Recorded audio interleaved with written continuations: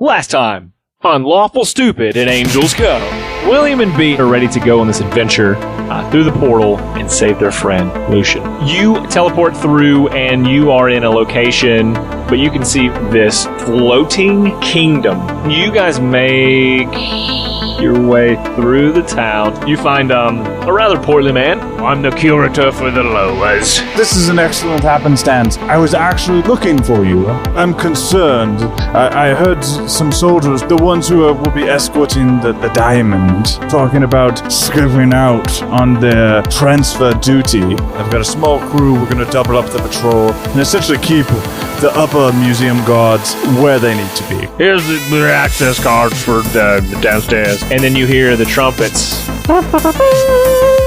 And you know that that's a call for the diamond to come up. I flash the security card that I have. Sorry about the inconvenience. Thank you, I appreciate it. And then I pull Miss B along. We're going to take it the rest of the way.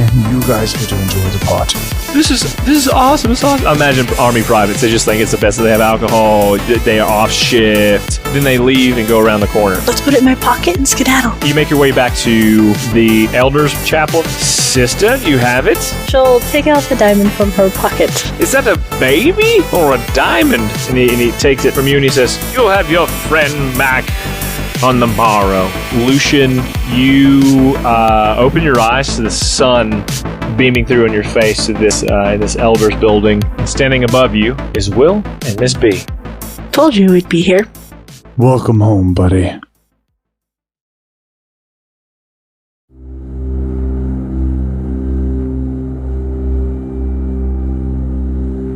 Lucien, you were on the brink of death, and by all purposes, you were dead. And you laid in a dormant state to the outside world. No breath breathed, no life lived. But inside you were shielded by the capture of death.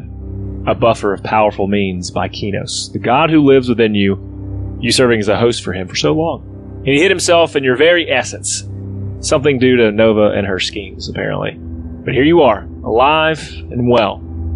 I think that you wander around this newer city portion of Angel's Cove, not quite sure what you're looking for, just something to take your mind off all the things you have swirling around in there. What is on your mind lately? Well, I want to answer that in a second. I do want to just address real quick, because it didn't come up in the other one shot. I imagine, we can all imagine this for ourselves. There was a time in which Will and B were just doting on Lucien. He just woke up. They wouldn't leave his side. They had to go sleep eventually. Meals were brought. It was very beautiful and touching. And then they came into the hospital staff, and the nurse was like, "You're not allowed in here. It's only family." And then I looked at the nurse and I said, "Alice, what are you, blind? Look at us. That's my brother and sister." This is my family. What are you, blind? What are you, blind, Alice? That's... so that happened for sure. And then when I was finally able to sneak away, I find myself on the streets of this fairy tale land. And what's on my mind, you ask me, Devin? Mm-hmm. Yep.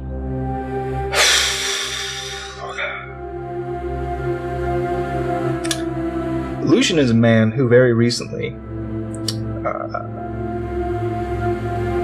became very confident and sure and resolute in his ideals, because there was this one time that he died for his ideals, and then afterwards he justified and proved those ideals to his God and creator that lives inside of his heart, and he was cool with it. So at this point, Lucien,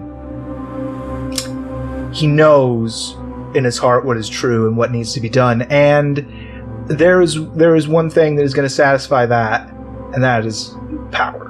I dig it. Because he needs to be strong enough because he knows he's met the gods now, well, at least one of them, and what was he doing to help people other than taking a nap in his chest? I don't know. But he kind of figures we're on our own at this point, and instead of trying to save every single person in front of him, he wants to create a world where people don't need to be saved anymore. So that, I think, is what's been just going on going on loop in his mind. People have been trying to talk to him, and I think he's been very distant, very reserved, very quiet, as he's just been contemplating what dying has meant to him in his life. So the first thing that he's going to need to do is get out of these fancy duds that William got for him, because these are not going to work. And his old clothes are both burnt to a crisp, and a badge of station for an office that he no longer feels he has a right to hold. It's true. So what I'm going to do is look for a magical tailoring shop. Yeah, I think it's late at night. Is Miss B doing this too? Are you all getting new clothes? Like, I don't know. I can't tell you. I didn't expect William. We talked about it beforehand. I was like, and we talked about it, and the next thing I know, William's. And you guys never even. Yeah, you didn't include. We never talked about it. It's a secret. You did it. It's late at night. Your favorite time, right? I think the darkness shrouds you. It's almost like a protective layer for wandering eyes. It always felt like for Lucien there was like this big darkness, this void inside of him that he never could contend with, and he always hid from that in the light. But now that he knows what it is, and that it's a part of him, and it's Kinos, and it's the way that he is, like now it's like the inverse has become true. Not overnight, but pretty instantaneously after this ordeal, to where just any chance he can get to, like, I think he sleeps a lot during the day. Miss B and Will probably check on him, they're doing their own things, but people around, but he just like sneaks off at night and wanders the city and thinks. I love it. And there aren't many people out. I think you're walking the streets. There are streetlights on as you walk down these streets, and small circles, hit the ground. But I don't think you walk through those. I think you stay closer to the shops and don't walk into the light as you go through them. And there is, at this late at night, there's a single store that has light streaking out of its windows. But as you approach the building, you realize that the windows are too high to see through, but you see that it's open. And there's a sign over the top that says clothing and items, and this building is like a large pumpkin-shaped building, and it is green. And as you walk up, I guess, into this building? Yeah, I go in there, yeah. Just kind of moving around, very slinky, very, very kind of sulky. Not great posture for Lucien. Breeze would be just beside himself, because he taught him all these proper stances. And he walks in and just kind of like pokes his head in first. And when you do that, there's kind of a bell that's over the door that rings. And what you see first at the very back of this building is several caged animals. But they don't look like they are abused in any way, but you also know that they're probably not pets. And based on that, because of that, you see over to your left, there's a cauldron. And there's something stirring it magically, and there's something in it as it sits over a fire. And then off to your right, there are several racks of clothing. There are some that are hanging as well that have, they seem to have been dyed, and it's dripping into buckets that are beneath it. And a woman standing over near the cauldron with her back to you has a black hat on. It's pointed, very much a witch's hat with gray hair coming out of that, and then a black cloak. And she says, "What brings you out so late?" And she turns to face you, and she has like an old, long nose. It's warded. He kind of like nods to her. "Good evening, ma'am. I'm looking for new clothes." "Oh, you've come to the right place. Why so late?" It's quieter. When he looks around, even all the animals are sleeping. "It is. That's weird. What can I get for you?" I need something that I can move around in very easily, something light, something that doesn't make a lot of noise, preferably very dark. Light? And she kind of pulls out, she snaps her fingers and a pad pops up, and she writes light, airy, flexible, stretchy. And she kind of says those out loud, and she says, "Would that work?" Maybe not too stretchy, maybe more emphasis on loose and flowing than tight. Loose, flowy, revealing. not flexible.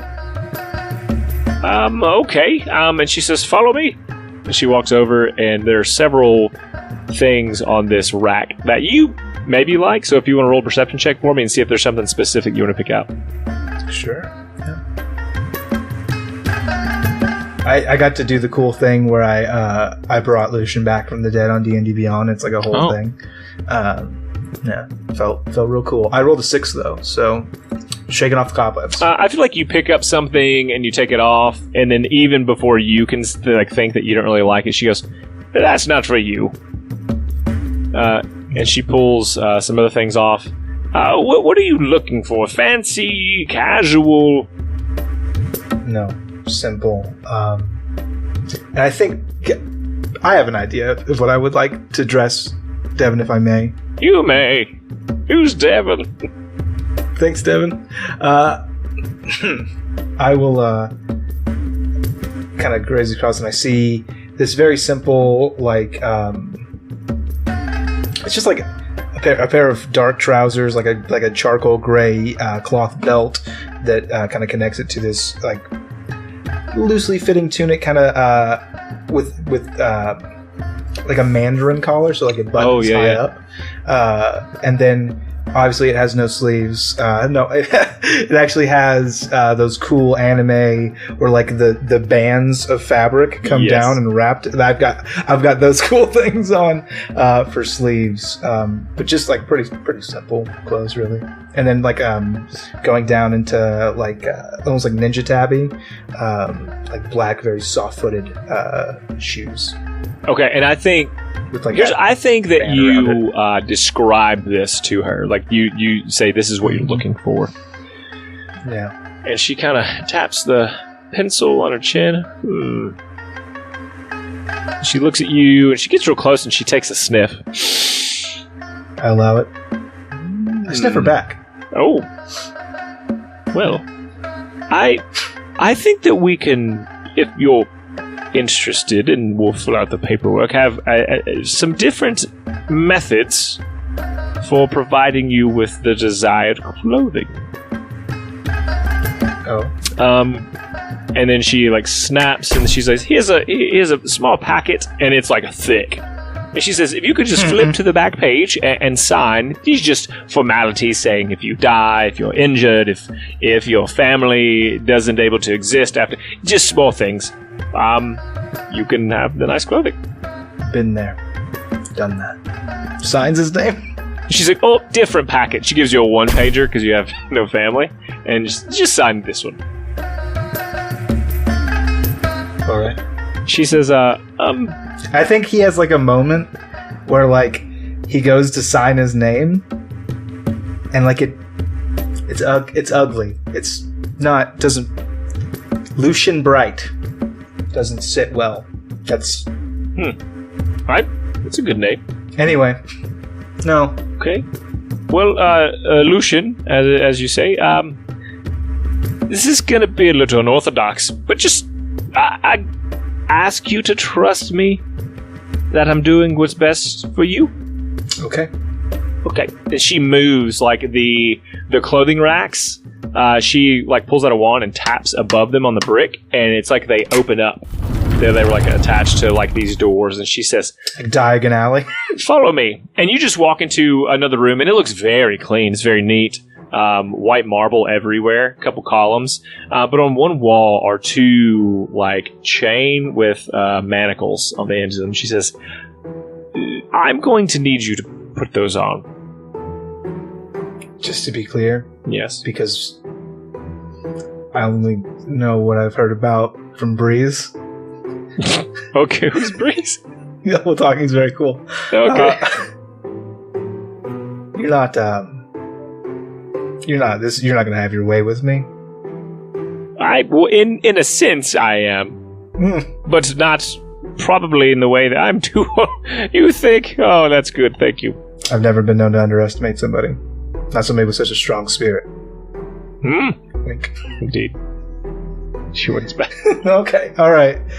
So this is probably going to hurt a lot, huh? I think it will. Okay. And he just like reaches up and like manacles himself. All right. She takes off her hat, puts her hair up, in a bun.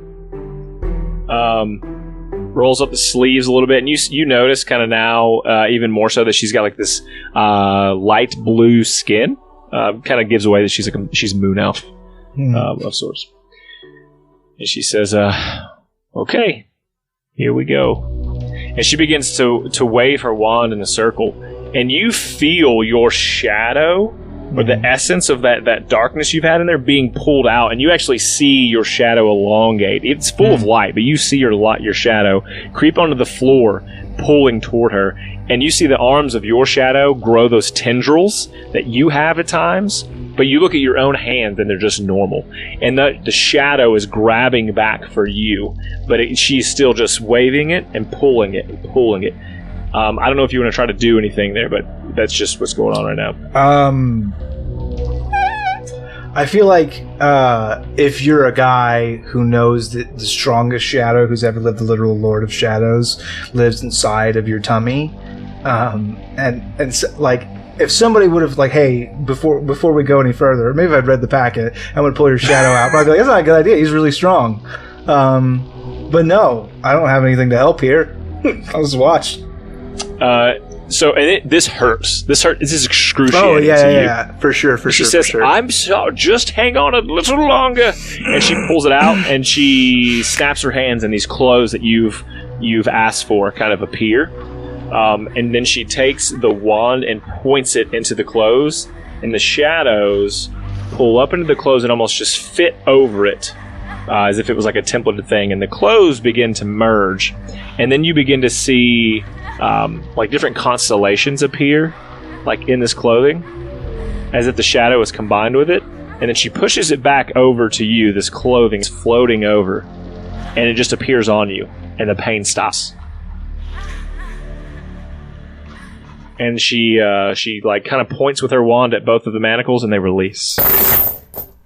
And as you look down, you see that on your clothes, very much like your arms would do when you have them out, is that you can see constantly, and you see, like, from time to time, a shooting star or two that will pass over your clothing. But otherwise, in the night, it blends in almost perfectly with the darkness. I think it's got like a little Kingdom Hearts hood. Yeah. You know, I think I didn't ask for that, but I think it just comes with one. Like that's free. That's free. It comes with the purchase. He kind of like moves around a little bit, like starts jumping, like throwing like very fast punches, doing monk shit, you know, just doing some flippy doos just to make sure that like they fit right. He goes, "These are remarkable." And she wipes some sweat from her brow. She says, "I haven't been able to do that kind of work in a long time. It's on the house." Thank you. You've got a power inside of you. Perhaps you're aware of it, perhaps not. I know. Well, then you also know you can do good or do bad with it.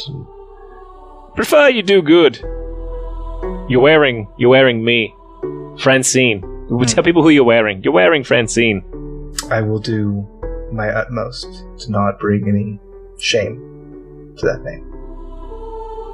Well, if that's all, I'm gonna rest up. That took a lot out of me. Rest well.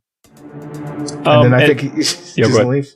Yeah, just heads back out into the night, and maybe like does a few sneaks, does a few back alley scurries, just to see what that feels like and how the clothes react to kind of the light. And I think like as soon as he stills his mind and tries to like, oh, I'm gonna hide, all those stars, disappear, like blowing a candle out, disappear. And it's just like, okay, this works.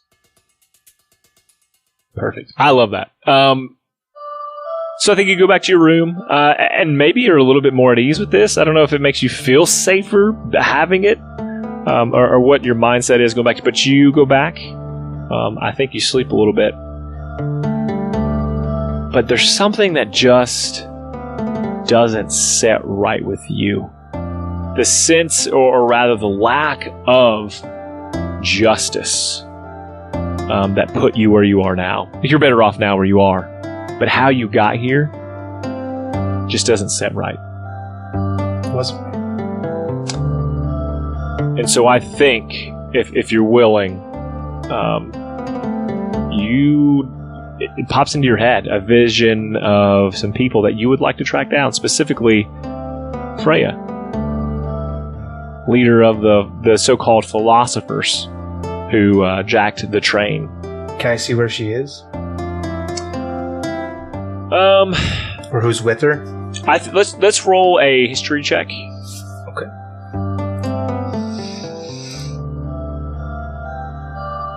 $14. Okay, that is good enough. You recall in conversations with her briefly before the fight broke out, she was trying to get you guys to come to, she said, a cave entrance just a couple of miles away from the tracks to the north. And so, exactly where? No, but close to that. And that was just, a few miles on the other side of Prim. So probably a 2 or 3 days journey for you.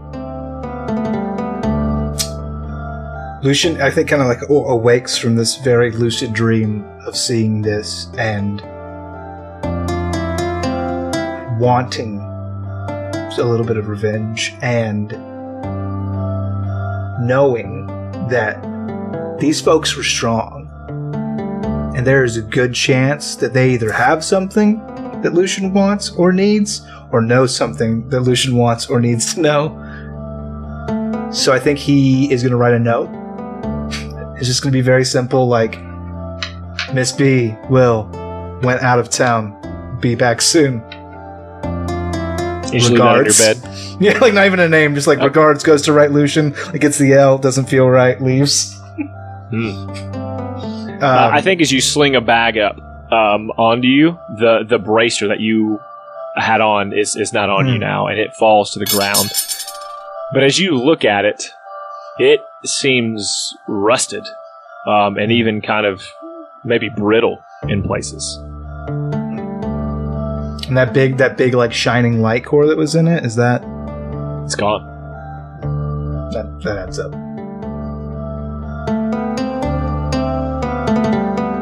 Okay. Like I guess I take it and I just hold it in my hand, I guess, for a second. Is anything? I guess you attune to magical items. Am I able to? Since I am attuned to it, am I able to sense anything from it at all? When you pick it up, you sense that the power has changed. That the essence of it is not the same. He'll go ahead and just like put it back on, just to have it, because there's still something going on inside of it, so he'll keep it for now. But I also need to just make a quick run to the it says in my notes here, the knife store. So I need to go to the knife store. What I'll tell you about your bracer real quick is as you put that thing on, shadows seem to jump about around it, coating it in like a black ichor.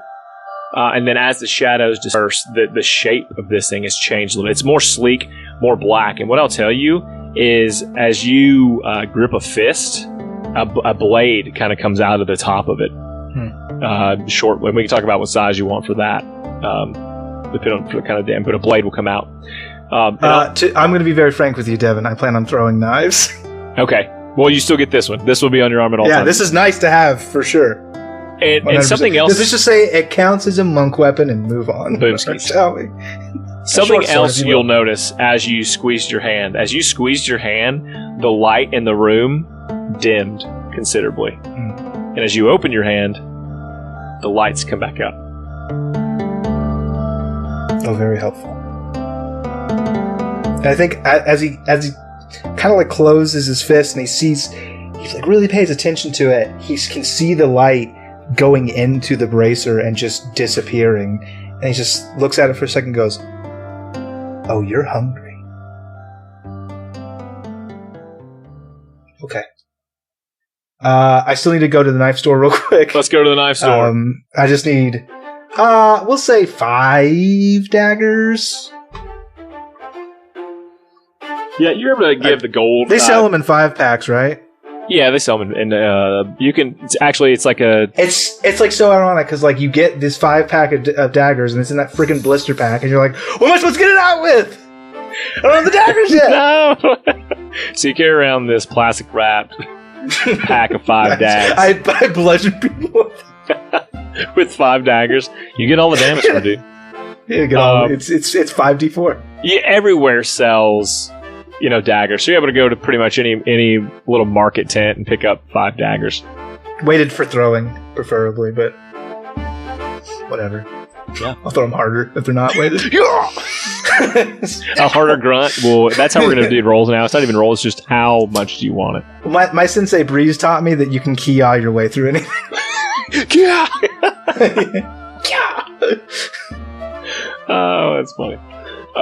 I say that because my kids in karate or taekwondo right now. Yeah. And they're always yelling like, say Kia! Taekwondo. Losers karate.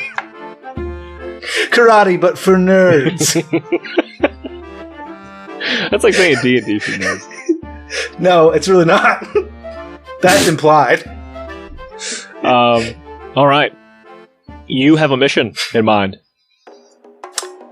I do. I'm looking for a cave. Yeah, I want to say that you... How do you get back to Prim? So you've got to go from Angel's Cove back down south, kind of follow the coast around to Prim. It's kind of a bustling town, a peninsula. And then from there... are there trains headed out that way that I can catch? So not from you, from up the East Coast, there's not... Or the track's still destroyed? No, they're there on that side. Remember they supercharged amended them.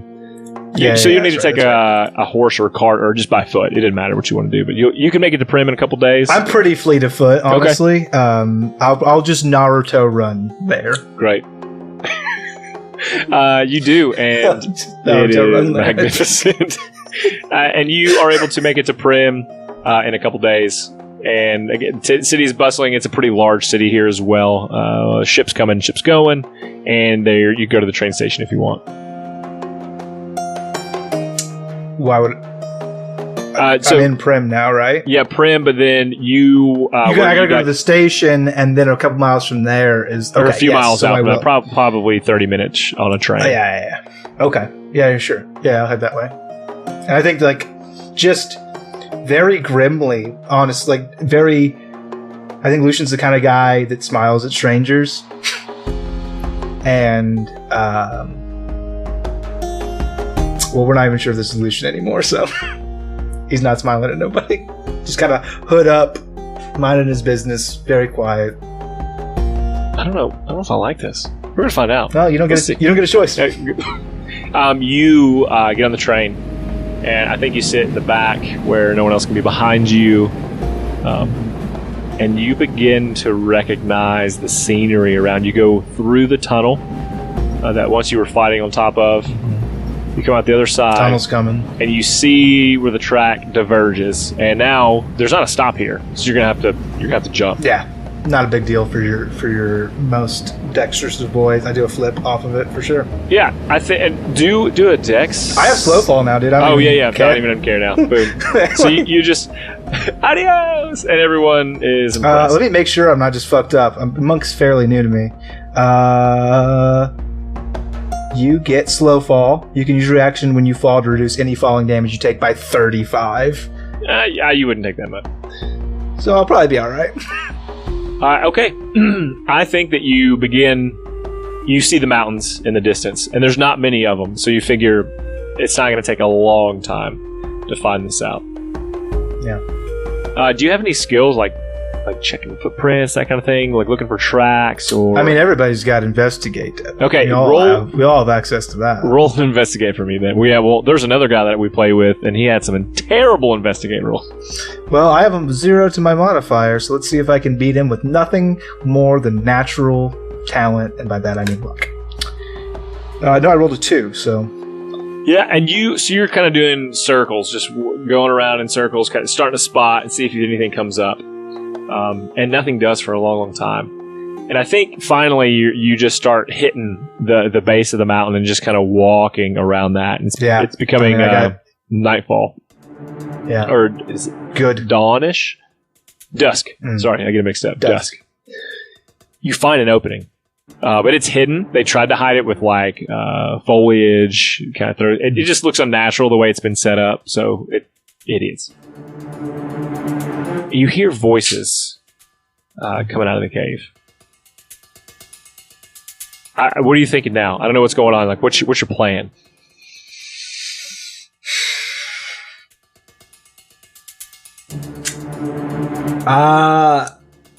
Lucian's rough plan right now, as he's a little fact finding right now, doing a little reconnaissance, as you know, a little reconnoiter. And the tentative plan is go in there, kill everyone. That's a good plan. Take anything that he can carry that looks good in a priority downwards until he can't carry anymore, then burn the rest. That is basically the rough idea before. No plan survives the first contact. I'm sure it'll be fine. But that's the rough idea. Okay. These guys killed me once. Like, I feel no Mama said that it was okay. Mama said that it was quite all right. Kino said it's fine. So this is the sexiest Lucien I've ever seen. Thank you. So yeah, I mean, so you do a perception check for me. Yeah, you roll a got perception check. It's 15. Yeah, you hear like loud voices, and you can't discern what they're saying. And then you hear a few grunts, and then silence. So I'm going to close my eyes for a second and focus on this darkness inside of me, just like I have in the past, to use my abilities. And you see these astral arms appear, but they're Lucian-sized. They're just over his arms for a second, and he closes his eyes and he focuses and begins to spread. And it's kind of like leaping and dancing across these clothes that are already infused with that same cosmic essence, that same ethereal darkness kind of permeates across everything and spreads all across his body, up his neck and over his face, and kind of becomes this galactic helmet with two perpetually supernova-ing stars as the eyes. That he kind of just cracks his neck, and that was me casting Pass Without a Trace using 2 key points. That's sexy. I don't care. You keep your key points. That's freaking. You can. On the house. We call Thanks, that one. DM. That's your. When you do something real good. So, inspiration. Inspiration. There's your inspiration. Oh, hey. I'll take the inspiration in the form of those refunded key points. I won't take inspiration and the key points. I'm not a greedy pig. Well. So you have this this new uniform on, head to toe, blacked out, and you step into the cave. Do you have dark vision? You don't have dark vision, or I guess I imagine. Let me just tell you what I imagine. I imagine you can see in the dark, clear as day, as if it was. I sure day. can. And you see, I can now. You see the Warforged torn to bits, torn down to nuts and bolts and wires, strewn about, kind of the first 50 feet into this cave. As you continue to walk in, you see a couple rooms kind of carved into the rock. There are doors on these. You see the first one to your right has been just blasted open. It's hanging off the hinges. There is a bed in here. And you hear some more screaming coming from further back in this cave system. It's a pretty open cave system. You're not like wanting for space by any means. This Warforged that was with them. Yes. Was like, he's a philosopher. Right. Stripped down to nuts and bolts, and there's screaming coming from the back of the cave. Yep. I'm just going to keep stealthing through and see what the source is. Yeah, and as you pass through some more larger openings, again, pretty elaborate cave system it seems, there are a couple more bodies from the philosophers that you see. The Furbolg and the dwarf that were there are Say dead. their names, Devin. Furbolg was Neko, and the dwarf was Tex. No, Neko was believe. frozen. Neko was frozen dead already. Yes, but they healed her. Oh, and they then, brought her back. And her head is sitting next to her body, and then for the dwarf, his arms are torn off, and one is pinned to the wall, and the other is just kind of next to it on the ground. Very cool. Awesome. These are the guys who can cast the 8th level train mending spells, and they have been utterly destroyed. I continue. And as you continue on, you still hear the yelling or something and screaming that's coming from further back in the cave. Mm-hmm. I'm heading in that direction. Stealthily. And actually, I take that back. Meek was the Furbolg, I believe. Oh, I spit on her fucking corpse. Yeah, well, you see her dead as well. Yeah, and when I see her, I spit on her fucking corpse. Yep. I keep moving. As you keep going, there's now a half elf. You know, as she's the one who fireballed me, right? Like 4 times. One of them, yeah. And killed me dead. Meek was the one who killed you dead. Yeah, I spit on her fucking corpse. Yeah, and then Zebra's there as well. Meek, and if you're listening, this isn't directed at you. I love you. You're perfect and wonderful. Zebra is cut in half. This was the druid that had the hand scythe. Okay. Tex is dead. The Warforged, you found the body of them. Yeah, Neko he's as very well. gone. Silver is the dwarf I made. No arms on that fella. Yeah. So everyone's dead. Sure. Not everybody. Somebody's screaming. Yeah, you've made it now close to the back, and as you're approaching, 2 other bodies are on the ground, and what you notice is that their eyes are glowing white, and that they have a creepy smile across their face, but they lay there as if they're dead. And you are standing in front of a door that is closed, presumably where the screaming is coming from. I approach the door. Is it locked? It is locked.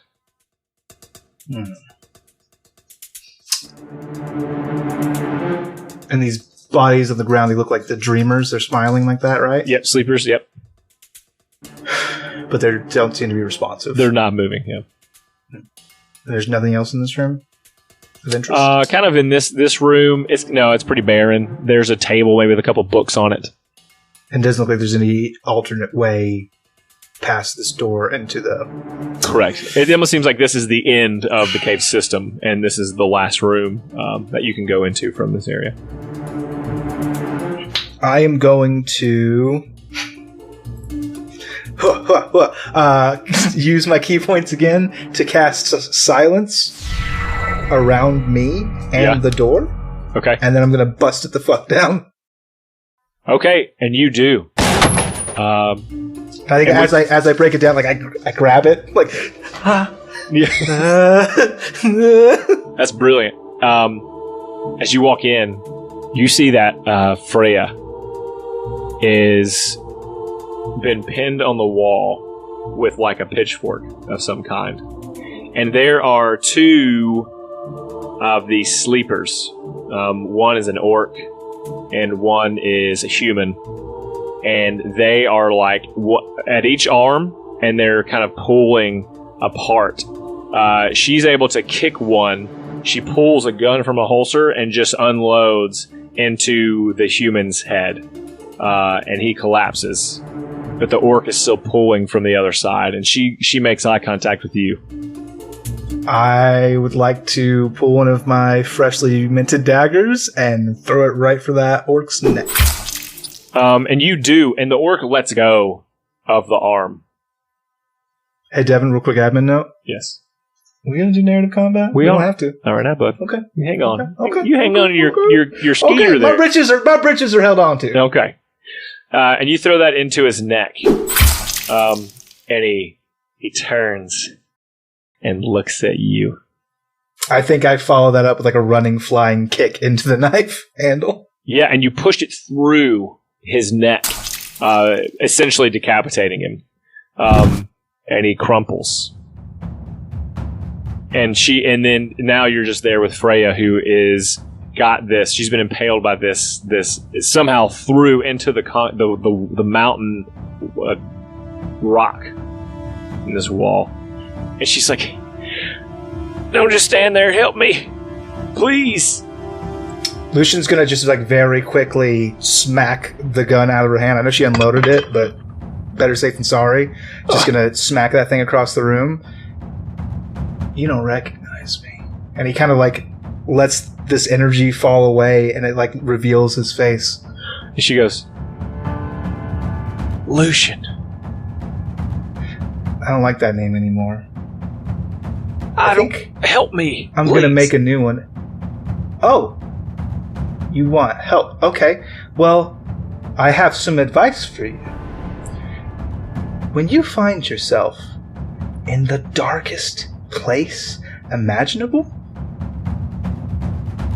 that's when you pray to Kinos. He's the star. He's the light in the darkness. And I want you to look at me, and I like bring that energy back up. She had her head dropped, and she brings her head up slowly, and she's got blood coming from her nose now, and she looks you in the eyes. And I think that she just sees these two burning stars in his eyes. He goes, I am fucking Kinos. So pray. Pray for a light in the dark. And see if you find one. Help me. He kind of laughs. I just did. And he walks away. And then you hear her say, there are more coming. He like takes a second, looks back. I know. Keeps walking. I'm looting shit now. I'm just taking anything that looks magic. So I'll tell you in here, you find, I mean, man, there's a bunch of gold. There's a lot of money. There's some, we can talk about artifacts later. We'll give you one or two cool things. There's like some alcoholic beverages, pillows, cask full of alcohol, that kind of thing. So I will reward you with some things after this episode. You can talk about later next episode. You're making your way out of this cave. Just, I don't know what you feel now. They're all dead. You didn't do it, but they're dead. And you make it out to the... Well, one of them's in the process. One of them's dying. And hopefully that takes a while. And you make it out to the front of this cave. And it's night by this time. Sister moons have risen. The sun is down. But you can see clear as day. And out at the mouth of this cave, probably 200 yards in front of you, is a large crowd of people, roughly 80 to 100 of them. And you see a tear in the fabric of reality. A scythe I know what that looks like. Comes through and tears it open. And this Skull Knight from Berserk. This elf in this wooden armor comes through. And she says, well, this is interesting.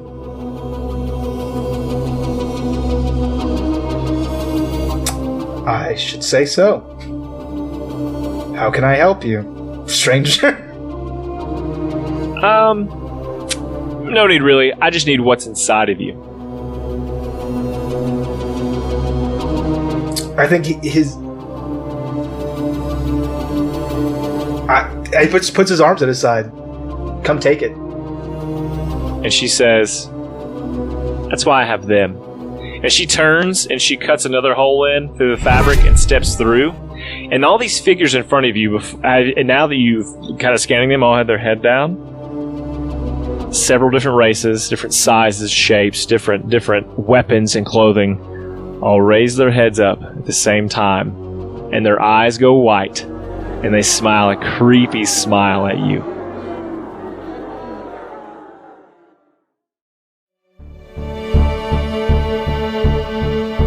let's talk about the City of Ghosts podcast. I've gobbled up episode 1, and let me tell you, the quality of production, voice acting, and storyline are just simply amazing in this supernatural neo-noir drama set in the 1990s.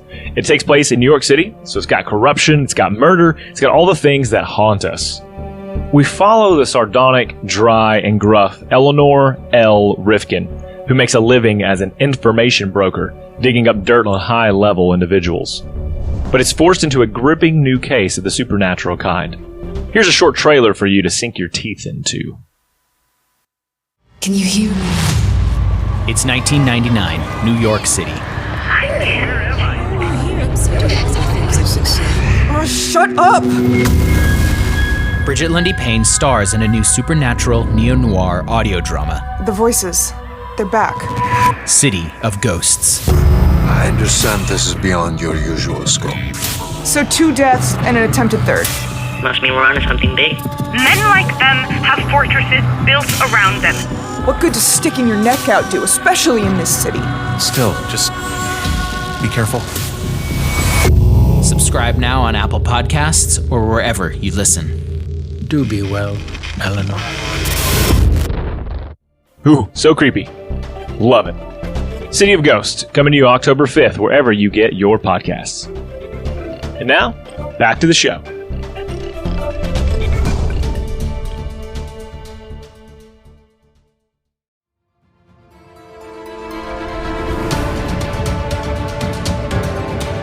And we're going to go into narrative combat. What's narrative combat, Devin? Hey, everybody. I'm going to try my best to explain narrative combat because I was away at an exercise while the brilliant minds of Shane and Dwayne did craft this. And so I apologize if it is not done exactly as we intend. It will be a work in progress. So what we're going to do is we're moving into narrative combat. The point of this is to move combat in a more narrative way, so we're not having that grindy, back and forth, punchy kind of thing. We're going to make it look cool, but there are still going to be some roles that play little effects in how things, actions are determined. And so what that looks like is Shane will, for example, he's going to start us off. He'll say, I want to do X, so states the action that he wants to take. I will then tell him, based on what he wants to do, and based on like maybe what armor or equipment he has, what abilities he has at his disposal, the environment, all those things, what that action's impact will be if he's successful. Now, he can fail. He's going to roll a dice based on a few different things. So we have the document that we will add into the show notes that you can go to determine your heart score, your mind score, and your body score. And just like you might think, body is related to your physicality, mind is related to like your intelligence, and heart is related to your charisma, that kind of thing. So if you want to talk to somebody, convince them, your different score will relate to that action. It's your cult you'd like of personality. To take. Yes. So after he said his action, I'll tell him the impact. He'll make a roll. And add that dice roll to his heart, mind, or body modifier, which the formula... Yeah, and no big crunchy numbers here. Nope. We're dealing with a D6, Yep. And the maximum score you can have in any ability is a 3. So real low numbers should be fast and fluid, we hope. Yes, and so we'll see. We're going to roll through it. And so based on that impact, I'll let them know based on... with a 1 to 2, you fail whatever you wanted to do. With a 3 to 5, you have a mixed success, which means you do that thing, but you also take some sort of negative action to yourself. It doesn't always have to be damage. It could be to dropping a weapon or effect in the environment, or you slip and fall. It could be anything. DM's discretion. And then a 6 and plus is success with no penalties to the person making the action. Did I get it all, Shane? Yeah, pretty much. Okay. There's more in the document. Read it if you're curious. We will probably talk about more stuff as we go. So you have this massive group of 100, but I'm going to select the first 10 or kind of your first focus is what we're going to do. In this, you get one action typically. You don't get like a whole, if you have like double attack or multiple.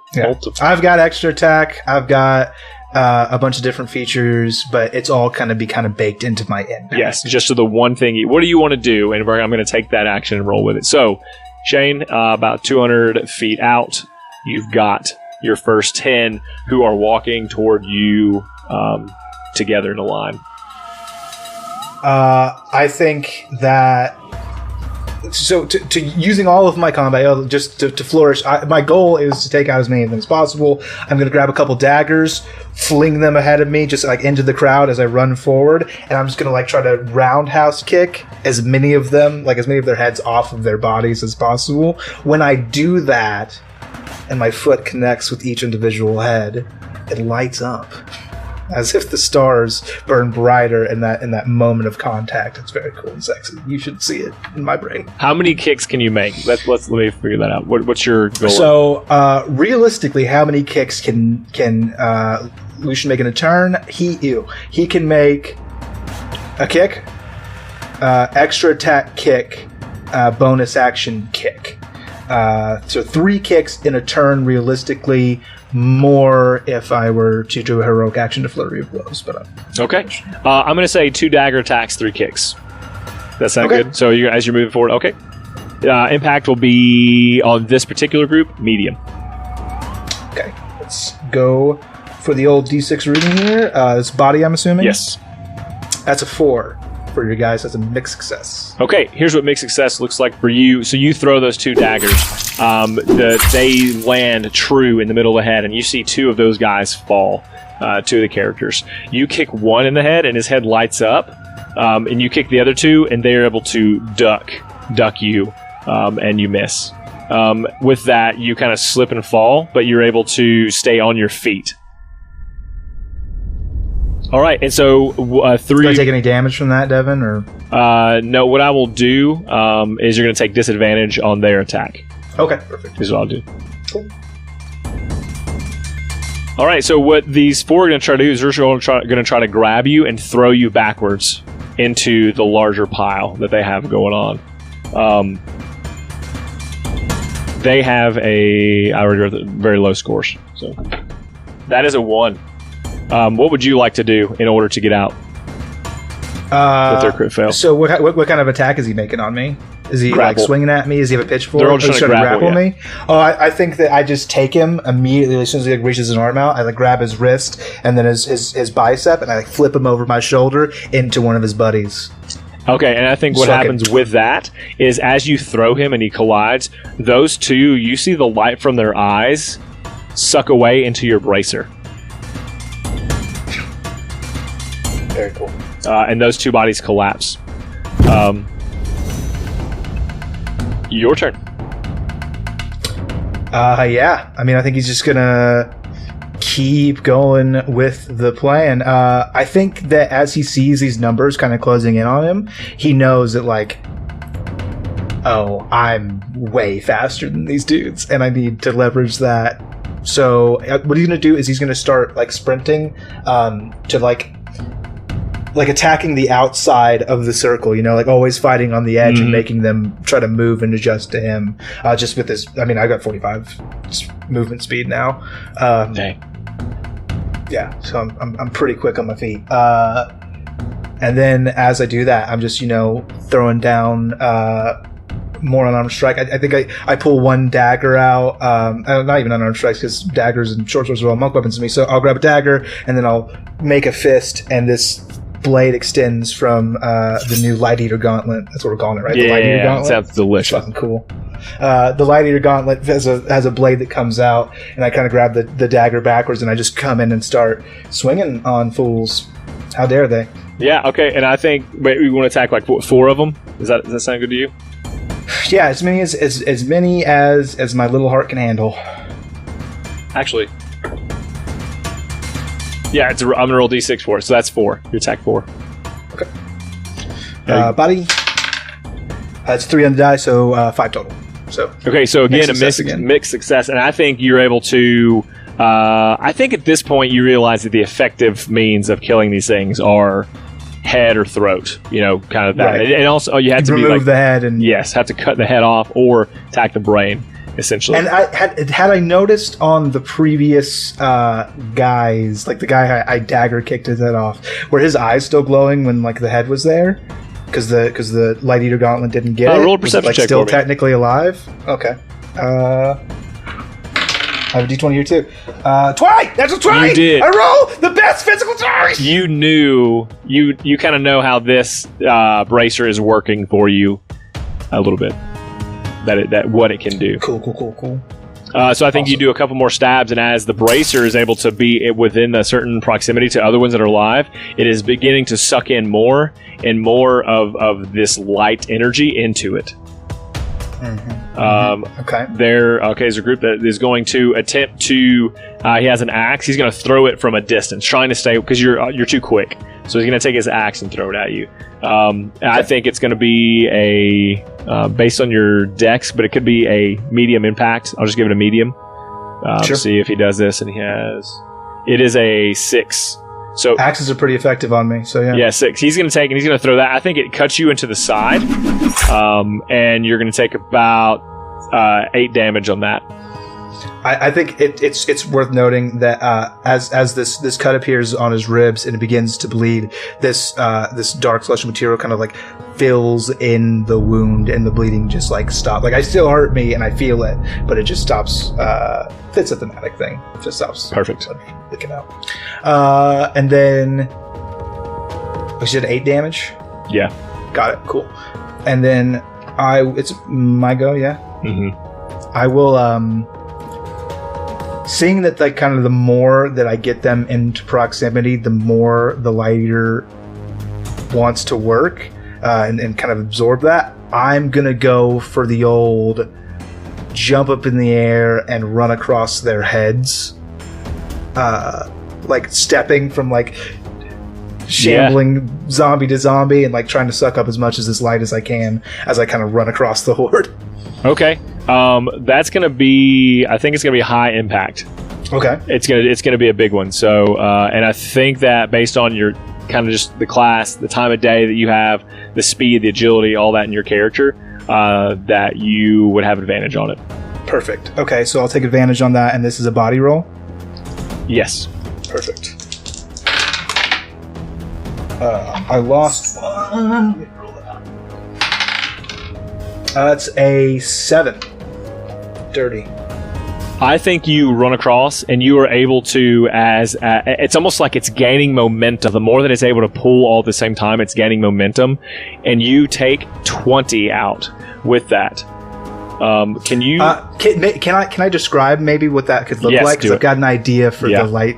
Okay, so what I want to do is, like, I think that as he's gathering this light, like, he can feel the gauntlet just like getting more, and like it's starting to hum and vibrate a little bit from all this light that it's absorbing. And I think that he's gonna go up, and as he does, he notices like his shadow is like super elongated and stretched, and he sees the blade extending from this gauntlet like is especially long, and he kind of like makes a sweeping gesture with his hand, like in an arc in a circle, as he like leaps and spins above these guys, and there would be 20 in the radius. They're shadows that the blade, the shadow of the blade, any shadow that it crosses, they just like the light just disappears and they fall over.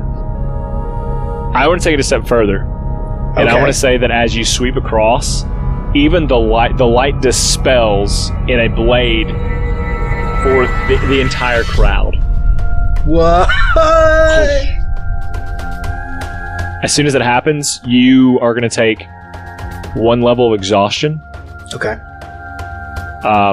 Your shadow is just a normal shadow. Your clothes are plain black. But all of these, this group of 100 stands there looking at you as the light fades and they all fall to the ground. I think like Lucien falls down in a fighting stance and they all fall down a second later. And like as soon as he's sure that they're clear, he also falls down, just exhausted, just wiped. And he's kind of breathing heavy, and the stars and shadows have receded from his face, and he just like looks down at the Shadow Eater gauntlet and back over at the cave full of loot. It's a start. And that's where we'll end the episode. Hey everybody, thanks for joining the darkest moments in Lucien's life. We couldn't have had them without you, and so we appreciate that. If you want to go ahead and jump into some of the things, I guess you get the honor. I get to do all of them now, right? All of them. So hey, first of all, what was going on in that episode? We need more fan theories, and we need Devin to not see them. So come into the Discord, D&D After Dark, no DMs allowed, and tell me what's going on. I don't know. It's cool though. I'm enjoying it. So let me also come into the Discord and tell me what you think about narrative combat, and if you have any notes or ideas or thoughts about it, let us know. We're very available to that. I want to critique it and make it cool, and hopefully you can use it in your own games to make combat a little bit more fun when it needs to be. It's meant to be in tandem with standard combat. I should stress that you go into narrative combat, and then maybe you go into for big hordes, as we've seen, for like a heist or something. You go into narrative combat. It's really more like narrative initiative, because you can do any sort of thing. It doesn't have to necessarily be combat anytime your players are in danger. But it's really cool. Check it out. Come to the Discord. Let me know what you think about it. Also, go to the store, lawfulstupid.org, and then click the store link. Fucked you up. Got it. Got him. Go there, and you can support us. You can buy really cool stuff. We got stickers and shirts and a new line of tennis shoes. I heard. Shirts are we get a new line of tennis shoes. Is that real? Yeah. I think they're missing the toes part though. We're still working on getting that contract sealed, but so everything else is there. We've got all the pieces except for the toes, so don't expect those to be on shelves ever. Cool. So check out all the cool new stuff at the store. Follow us on the Discord. Follow us on social media at Stupid Lawful on Twitter. You'll get updates there when new items come out and stuff, maybe. But definitely the Discord. And then what else? Oh, me. Yeah, we should roll for humanity. Oh, yes. Me. It's going to be Trick or Treat for UNICEF, because it's spooky season, baby! You already know it's October, it's spooky season, we love it. Look forward to Final Girl. In 3 weeks.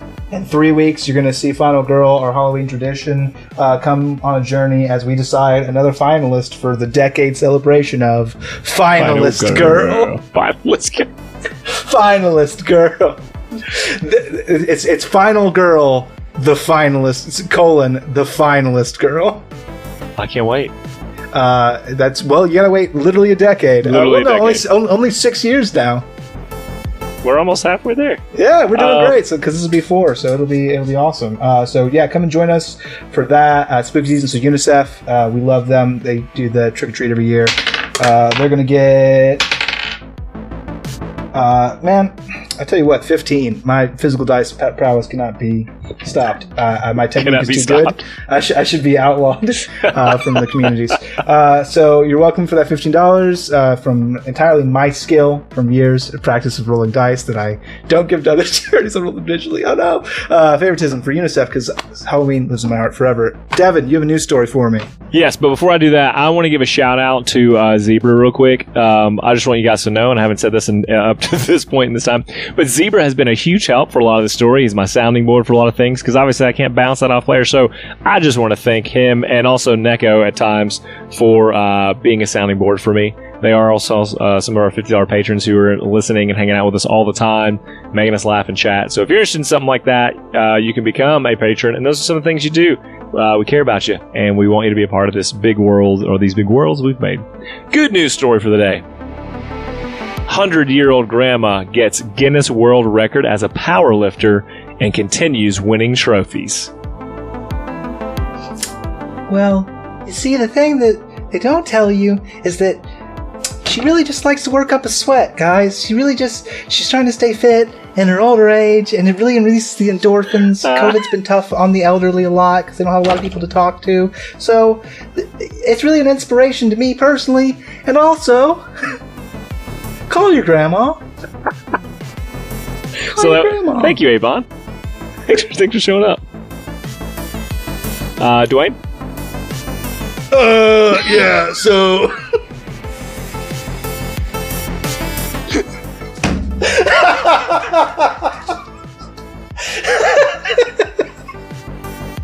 Oh, man. Yeah, so... Here's what they don't tell you, is that this lady... It's a scam. It's a ripoff artist. She's got weights. They're hollow. They're made out of Nerf swords. And she's just here to rake in all that sweet endorsement money. Who doesn't want to have grandma energy, grandma whey powder? She's been waiting 80 years to bring you the most protein. Thanks, Dwayne. You're always so good at that. But here's the thing, sheeple. Here's what you forget, is that really the only way to attain such immeasurable strength is to attain an equal amount of responsibility. With great power comes great responsibility. Who has an elderly aunt who shares the same unique genetic code as them, who, if they were to be interacted with radioactive spider DNA, who would likely, because they already have a similar genetic disposition, also be able to survive the ordeal and gain phenomenal powers from it, including the ability to lift weights 40 times what she should be able to. And hey, wake up, sheeple. Wake up, spider sheep. I think it was Dwayne. He said your Shane impression sucks.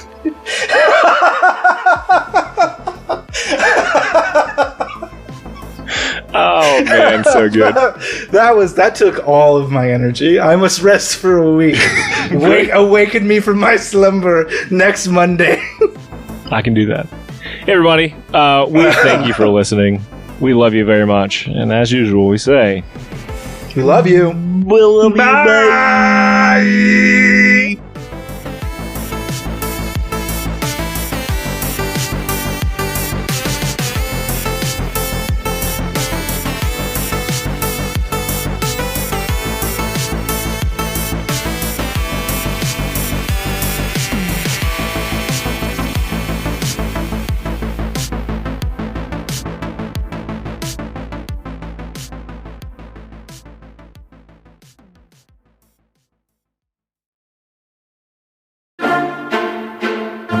I just want everybody to have rainbows and ponies and be nice to their grandmother, their grandmama. That's what I do. It's so nice to be kind to the elderly. You know what the coolest thing I think is? Not drugs or alcohol. Being kind to the elderly and listening to their stories. They have a wealth of wisdom to share with us. Anti-Mark.